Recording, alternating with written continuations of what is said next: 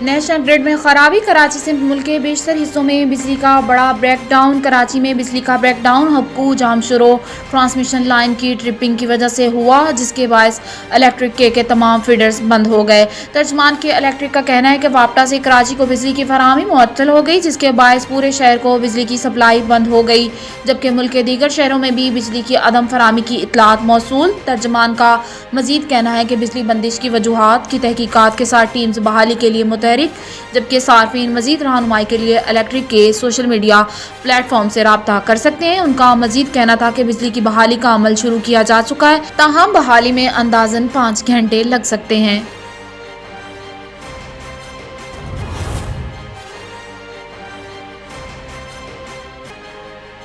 ہمیں پتہ ہے ہم آپ سے کمزور ہیں۔ عاظم سواتی کی گرفتاری پر پی ٹی آئی رہنماؤں کا رد عمل۔ عمران خان کے چیف آف اسٹاف شہباز گل نے ٹویٹر پر جاری بیان میں کہا کہ سینیٹر عاظم سواتی کی گرفتاری اور پھر انہیں ننگا کر کے مارنا، اور ایک بزرگ ہیں، نانا اور دادا ہیں، ایک لمحے کو سوچیں ان کی فیملی پر کیا گزر رہی ہوگی۔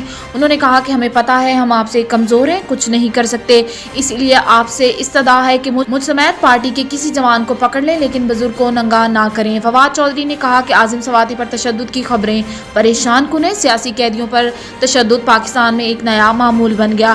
دوسری جانب شیریں مزاری نے بھی عاظم سواتی کی گرفتاری کی سخت مذمت کی اور حیرانی کا اظہار کرتے ہوئے کہا کہ صرف ٹویٹس کے لیے۔ انہوں نے مزید کہا کہ سنجیدگی سے یہ اب جمہوریت کا خاتمہ ہے، جس طرح سے امپورٹڈ حکومت اور ان کے لوگ وقت کا غلط استعمال کر کے برتاؤ کر رہے ہیں۔ پی ٹی آئی رہنما زلفی بخاری نے بھی عاظم سواتی کی گرفتاری پر رد عمل دیا اور بولے مریم کو اس کی چوری کے جرم میں چھوڑ دیا گیا۔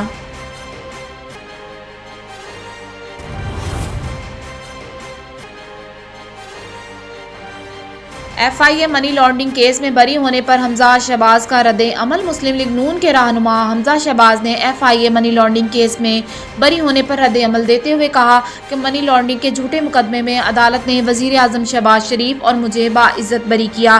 سیاسی بنیادوں پر قائم مقدمے میں مجھے تقریباً 20 ماہ قید میں رکھا گیا۔ حق، سچ اور دیانت داری کی عظیم کامیابی ہوئی۔ ایف آئی اے منی لانڈرنگ کیس میں بری ہونے پر ایک بیان میں سابق وزیر اعلیٰ پنجاب حمزہ شہباز نے کہا کہ اللہ کے فضل سے ہم ایک مرتبہ پھر سرخرو ہوئے ہیں۔ ہم نے ان جھوٹے مقدمات کا مردی سے مقابلہ کیا۔ انہوں نے کہا کہ عمران نیازی کی ماں پر بنے آئے جھوٹے کیسز سے قوم کا وقت، پیسہ اور اداروں کی ساکھ بھی مجروح ہوئی۔ ملکی عدالتوں سے پہلے برطانیہ کی نیشنل کرائم ایجنسی نے بھی شہباز شریف کو کلین چٹ دی تھی۔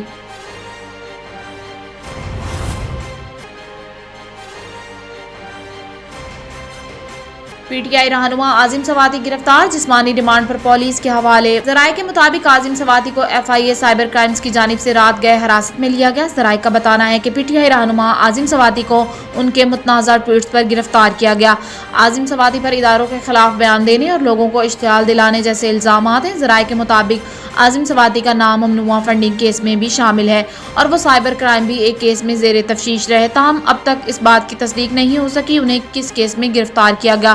دوسری جانب عاظم سواتی کے اہل خانہ نے وکلاء سے رابطہ کر لیا اور گرفتاری کے بعد ان کو جس مقام پر لے جایا گیا اس حوالے سے رابطے کیے جا رہے ہیں۔ عاظم سواتی کو سینئر سول جج شبیر بھٹی کی عدالت میں پیش کر دیا گیا، جہاں ایف آئی اے کی جانب سے عاظم سواتی کے 7 روزہ جسمانی ریمانڈ کی استدعا کی گئی۔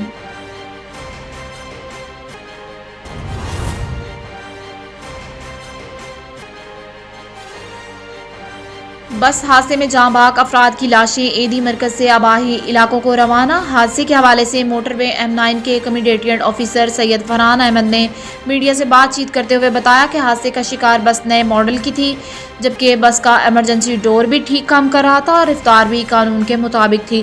ابتدائی رپورٹ کے مطابق بس کے عقبی حصے میں ایئر کنڈیشن میں شارٹ سرکٹ کے باعث آگ لگی۔ بس کے اگلے حصے میں سوار مرد اور بڑی عمر کی خواتین ایمرجنسی دروازے سے اترنے میں کامیاب ہو گئے، تاہم عقبی حصے میں سوار تقریباً 20 سال تک کی عمر کی خواتین اور بچے آگ کی لپیٹ میں آ گئے، جن میں سے 8 خواتین اور بچے موقع پر جاں بحق، جبکہ دیگر 10 خواتین اور بچے ہسپتال پہنچنے پر دم توڑ چکے تھے، جبکہ حادثے میں 3 افراد زخمی ہوئے۔ بس میں عملے کے 3 افراد کے علاوہ 52 مسافر سوار تھے، جن میں سے 18 افراد جاں بحق ہو گئے اور دیگر کو متبادل بس کے ذریعے آبائی گاؤں روانہ کر دیا گیا۔